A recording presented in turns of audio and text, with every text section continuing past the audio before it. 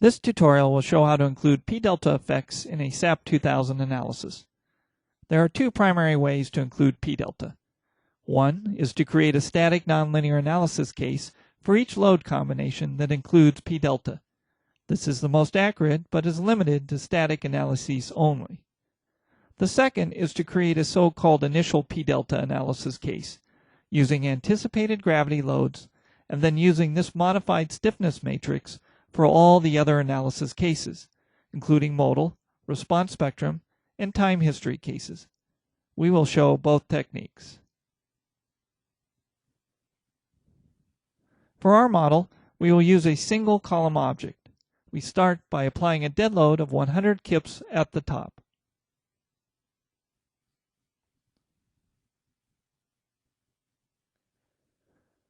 We will apply a lateral load of 10 kips, also at the top.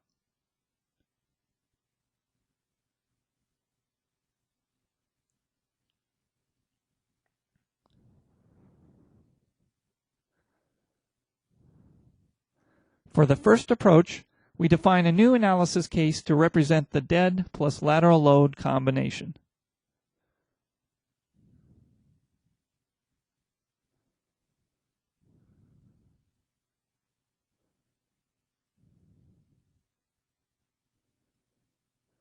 This will be a static load, but nonlinear, so that we may include p-delta. For this case, we will combine the dead and lateral loads together with factors of 1.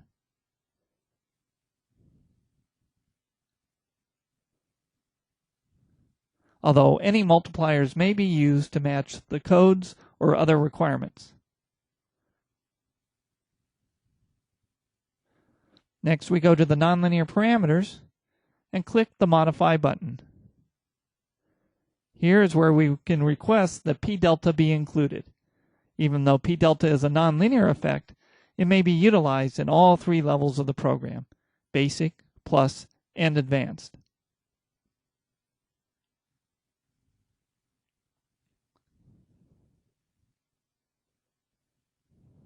We are now ready to run the analysis.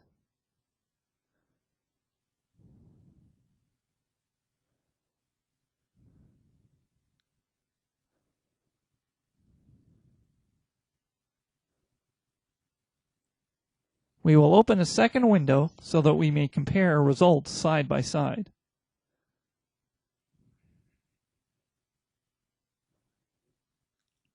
First, we display the results of the lateral analysis, which does not include any p-delta effects. The lateral displacement is 0.71 inches.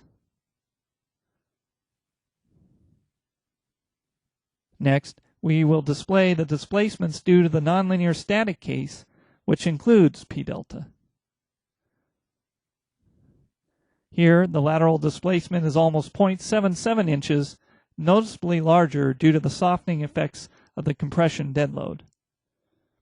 We will also display the moments due to each case.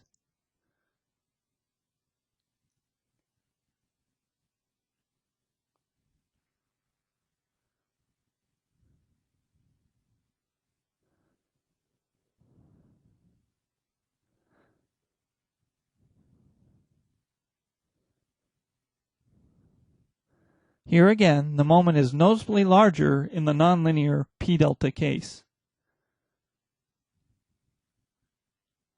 Next, we will unlock the model to illustrate the second approach to including p-delta. We will define a new analysis case to represent the initial p-delta. This case may then be used to modify the stiffness of other cases.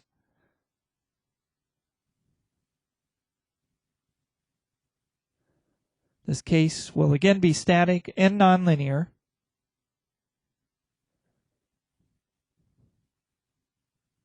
and should include an appropriate gravity load, in this case the dead load with a multiplier of 1. Again, in the nonlinear parameters area, we set the p-delta option on. We will leave the solution controls set to their defaults.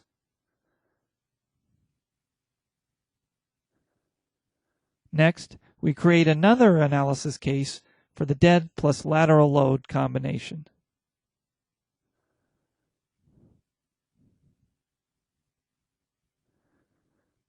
This time, the combination will be linearly static, but we'll use the stiffness at the end of the p-delta analysis case.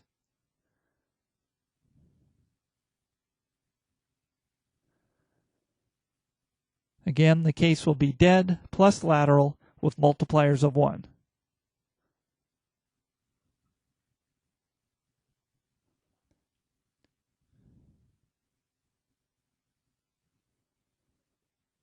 We are ready to run the analysis.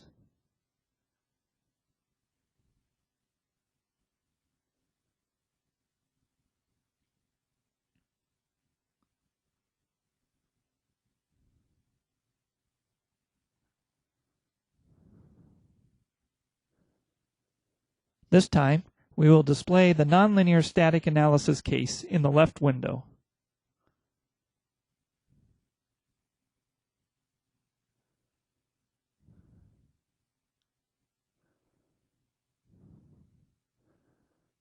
And the linear static case with the initial p-delta in the right window.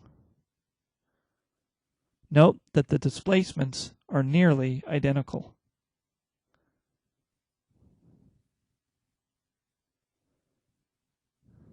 A comparison of moments shows that they are also very similar for the two different p-delta techniques.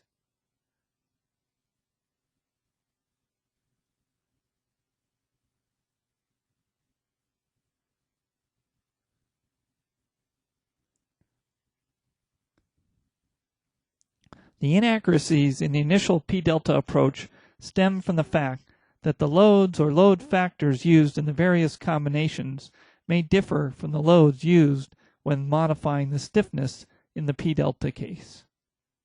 However, the advantage with the initial p-delta approach is that you do not need to perform a nonlinear analysis for each combination, and that it can be used in a dynamic analysis. We will illustrate that now with a modal analysis. Our default modal analysis case uses 0 initial conditions. And requests one mode, and we will leave it as is.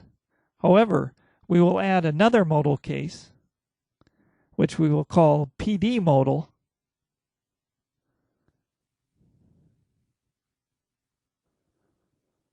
in which we will use the stiffness from our initial p-delta case.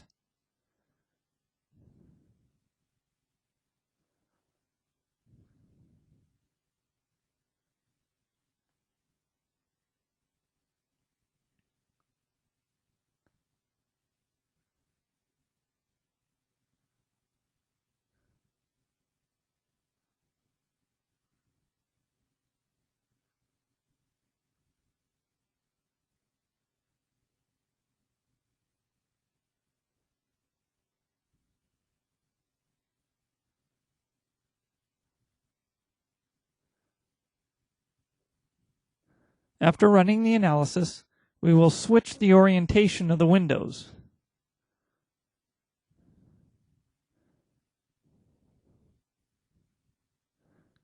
And then display the unmodified modal analysis in the top window and the p-delta modal case in the bottom.